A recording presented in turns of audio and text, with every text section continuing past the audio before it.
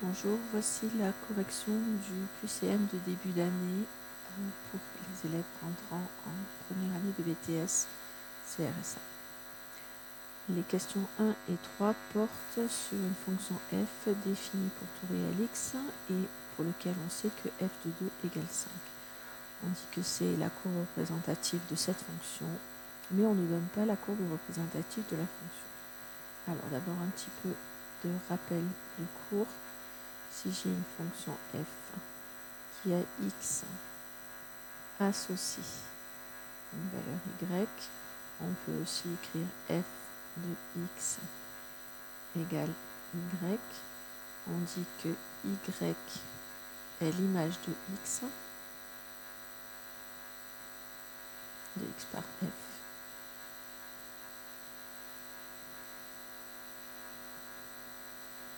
On dit que x est un antécédent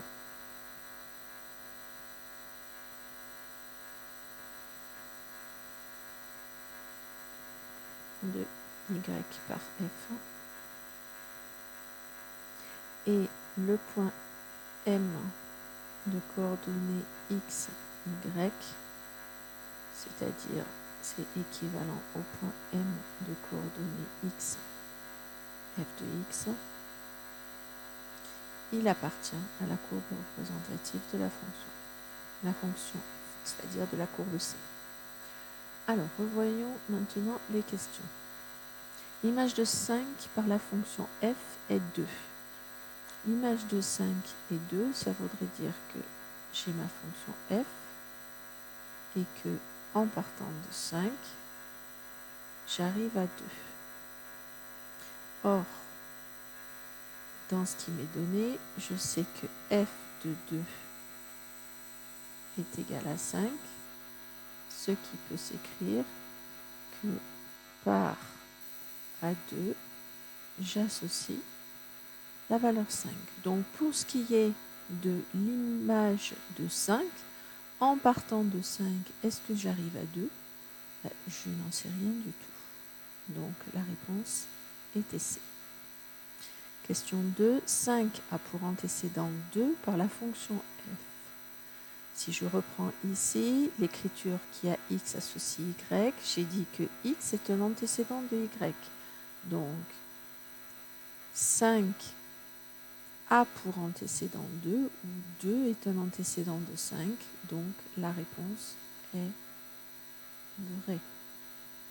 Le point de coordonnées 5, 2 appartient à C, ça voudrait dire que le point de coordonnées 5, f de 5, appartient à C. Or, nous, avec ce qui nous est donné, f de 2 égale 5, on sait juste que 2, 5 appartient à C. Mais pas ce qui se passe pour le point de coordonnées 5, 2. Peut-être qu'il appartient à C, peut-être qu'il n'y appartient pas. On ne peut pas savoir. Question 4 à 7, on va y répondre grâce à la représentation graphique que je vous donne, où je vous donne la courbe représentative d'une fonction f, c'est la courbe C, et la courbe C', qui est la courbe représentative d'une fonction G. Première chose que l'on demande, c'est l'image de 1 par la fonction f est.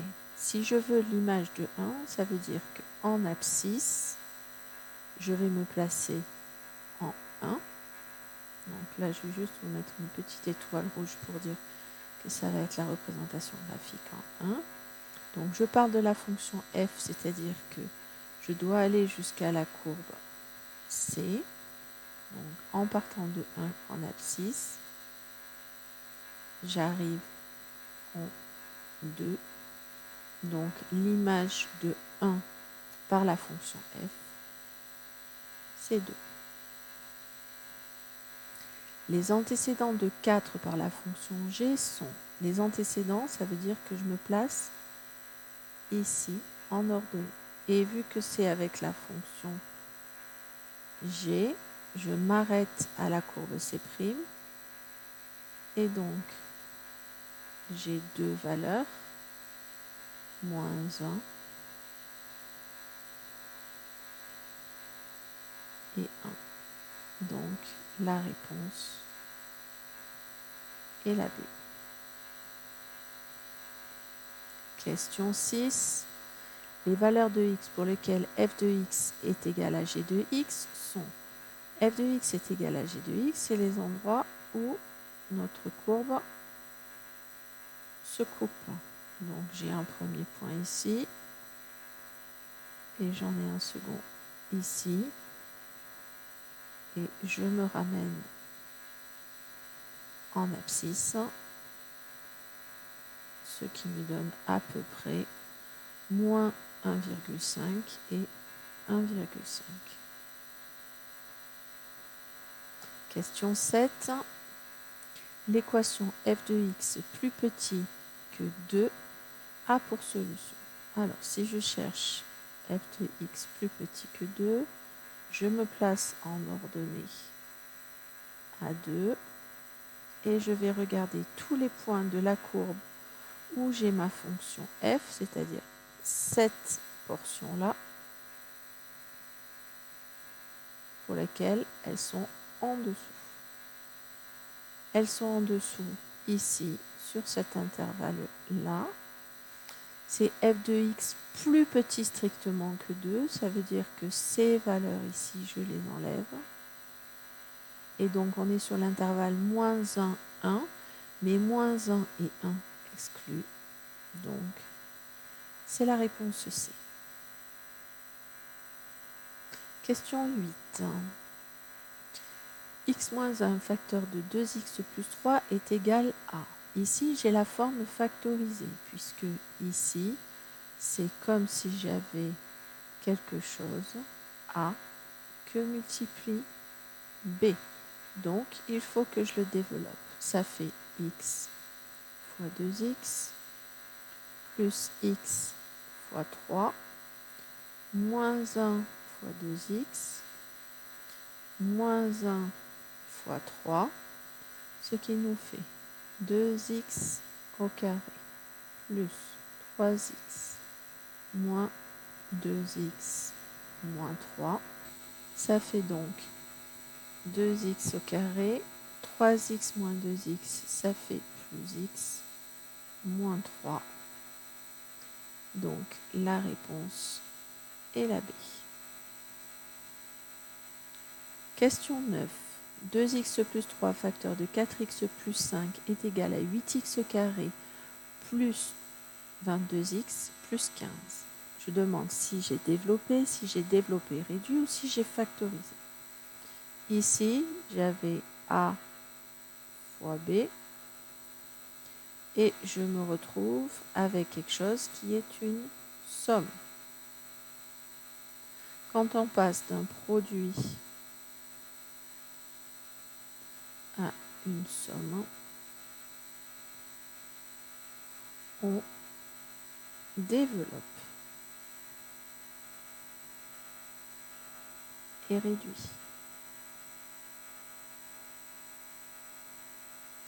Par contre, quand on passe d'une somme à un produit, on factorise. Donc ici, je suis passé de quelque chose qui était un produit à une somme. Donc, j'ai développé et réduit. Question 10 à 13, cela porte sur les fonctions du second degré. Alors, quelques révisions sur les fonctions du second degré.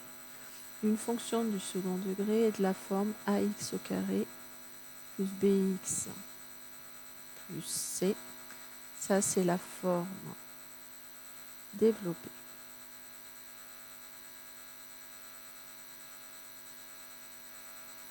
On peut avoir une autre forme pour certaines écritures qui est une forme factorisée. C'est quand j'ai a facteur de x moins x1 facteur de x moins x2. Là, c'est la forme factorisée. Et une dernière forme qui existe, c'est a facteur de x moins alpha au carré plus bêta, qui s'appelle la forme canonique.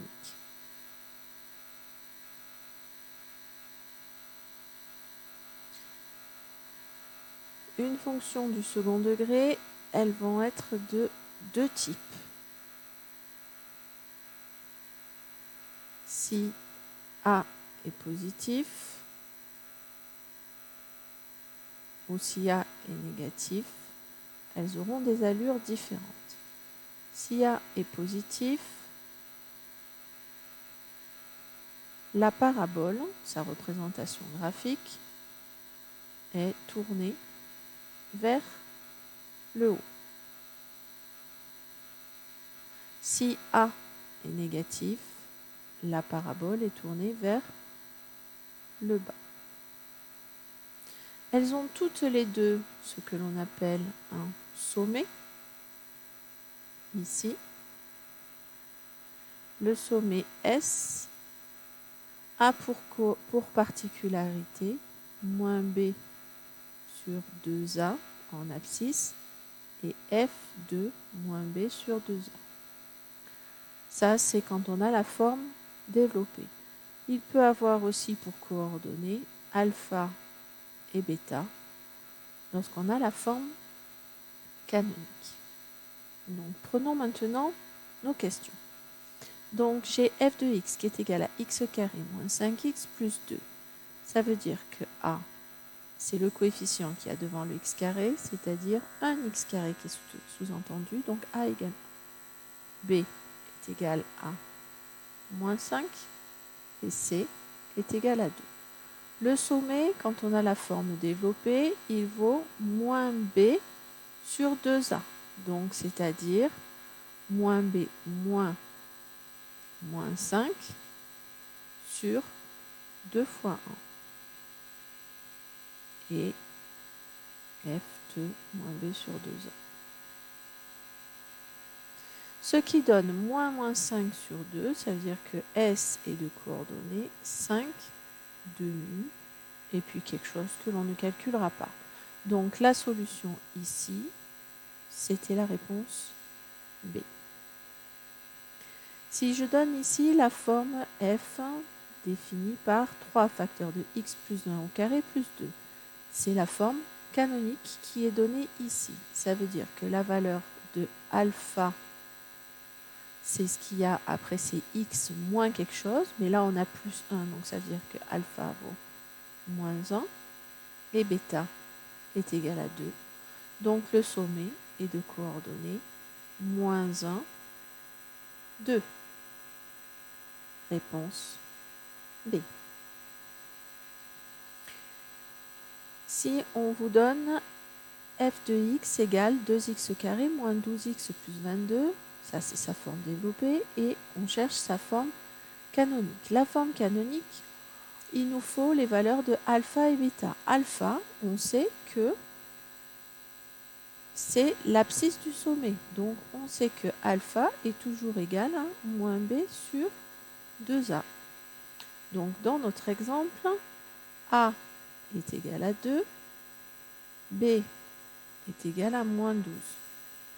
Donc alpha qui vaut moins b sur 2a est égal à moins 12 sur 2 fois 2, c'est-à-dire 12 sur 4, ce qui fait 3.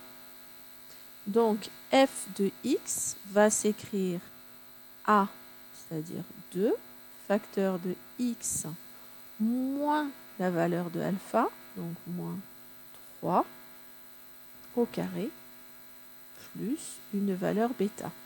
Donc la forme qui correspond, c'est la forme C. Pas besoin de calculer la valeur de bêta, puisque de toute façon, les deux autres ne peuvent pas correspondre.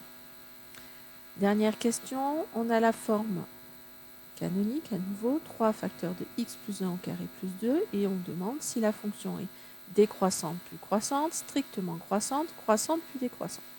On a vu que les deux types de fonctions du second degré, c'est ou la parabole est tournée vers le haut et à ce moment-là, la fonction est décroissante puis croissante, ou la parabole est tournée vers le bas, la fonction est croissante puis décroissante. Et ça dépend de la valeur de A. Ici, la valeur de A, vu qu'on a la forme canonique, c'est ce qui se trouve devant, c'est égal à 3. C'est positif, donc on a quelque chose qui est de ce type-là. Notre fonction est décroissante, puis croissante. Donc décroissante, puis croissante. C'est la réponse A. Question 14. On a une fonction affine qui nous est donnée et il nous faut trouver son sens de variation. Donc, rappelons d'abord ce que c'est qu'une fonction affine. C'est de la forme f de x est égal à mx plus p. M, c'est ce qu'on appelle le coefficient directeur ou la pente de la droite, de la représentation graphique. Et P, c'est ce qu'on appelle l'ordonnée à l'origine.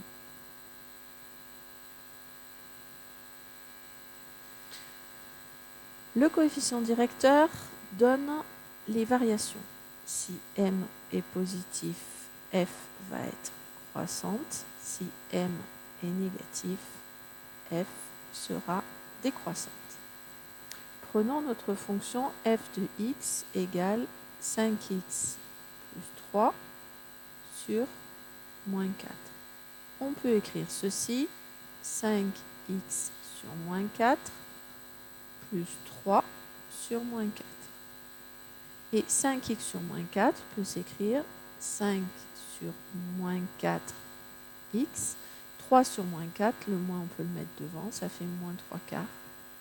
Ce qui peut s'écrire encore à l'arrivée, moins 5 quarts de x moins 3 quarts. La valeur de m alors est égale à moins 5 quarts. Elle est négative, donc notre fonction est décroissante et strictement décroissante. Réponse B. La fonction inverse. La fonction inverse, vous avez dû la voir en seconde pour une grande majorité d'entre vous. C'est cette représentation graphique. C'est une fonction qui est définie en deux morceaux. Elle n'est pas définie en 0, puisque l'inverse de 0 n'existe pas. Et donc, on constate qu'elle est décroissante, puis décroissante. Donc, la solution, c'est décroissante, puis décroissante. Réponse B. Question suivante, on s'intéresse aux droites d'équation. Donc, les droites sont les images des fonctions affines. Donc, elles ont pour équation y égale mx plus p. La valeur de m peut se déterminer graphiquement en regardant la variation en ordonnée divisée par la variation en abscisse. J'explique ce que c'est maintenant. Si je regarde la droite D et que je pars de ce point-là vers celui-ci, je me suis déplacé ici en abscisse, ça me donne delta x, je me suis déplacé de 4. Ici, delta y, et je me suis déplacé de moins 2. À ce moment-là, la valeur de m, qui est égale à delta y sur delta x, est donc égale à moins 2 sur 4, ce qui fait moins 1/2. L'ordonnée à l'origine de la droite, c'est l'endroit où notre droite coupe l'axe des ordonnées. C'est ici. Donc l'ordonnée à l'origine, ici, vaut moins 1.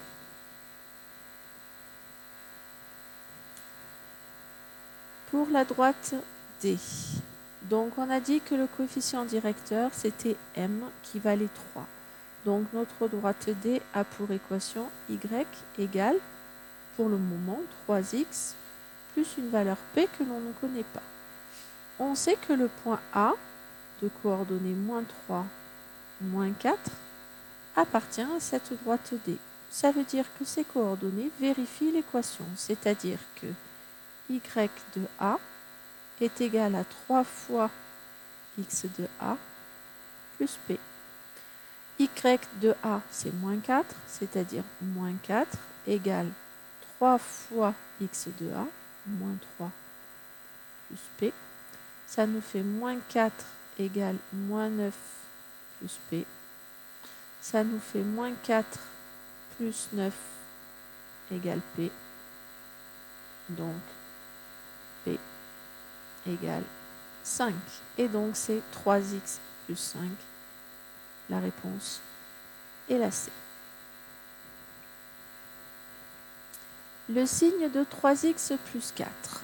Donc d'abord, la première chose à faire, c'est de voir quand c'est que 3x plus 4 va valoir 0, pour voir s'il y a une valeur d'annulation, un 0 à mettre dans le tableau. Ça fait 3x égale moins 4, et ensuite il faut diviser par 3, ça fait x égale moins 4 tiers. Des 3 tableaux de signes qui nous sont donnés, il n'y en a que 2 où il y a des valeurs d'annulation, donc la réponse B ne peut pas être bonne. 3x plus 4, c'est de la forme mx plus p, m égale 3, p égale 4. Et comme m est positif, c'est une fonction qui est croissante. Donc si je fais une représentation graphique possible de cette droite, un schéma, je vais me retrouver avec une droite qui est croissante, qui coupe l'axe des abscisses en moins 4 tiers. C'est la valeur qu'on a trouvée ici. Et donc au niveau du tableau de signes que je veux en faire, je peux faire le tableau de signes que voici. Entre moins l'infini et plus l'infini, j'ai ma valeur moins 4 tiers ici qui vaut 0.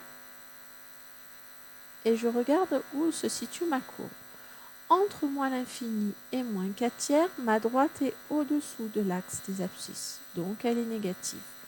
Entre moins 4 tiers et plus l'infini, ma droite est au-dessus de l'axe des abscisses, donc elle est positive. Le tableau qui correspond entre A et C, c'est le C. Dernière question, l'équation 3x plus 5 égale 8x moins 4 a pour solution.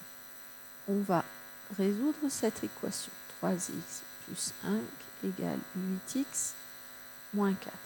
Résoudre une équation, c'est trouver toutes les valeurs de x qui rendent vraie l'égalité.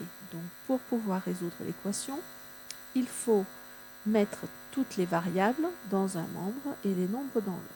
Donc là, ici, j'ai 3x, ici, j'ai 8x. Je décide de garder les variables dans le membre de gauche. Donc 3x ne bouge pas. Par contre, 8x doit passer dans l'autre membre. Donc, il devient moins 8x. Ici, cette fois-ci, c'est le plus 5 dont je me débarrasse. Donc, il devient moins 5. Le moins 4, lui, n'a pas bougé. On réduit ce que l'on a dans chacun des membres. 3x moins 8x, ça fait moins 5x. Moins 5 moins 4, ça fait moins 9. Maintenant, j'ai moins 5x, c'est-à-dire moins 5 fois x. Il faut donc que je divise par moins 5 chacun des membres.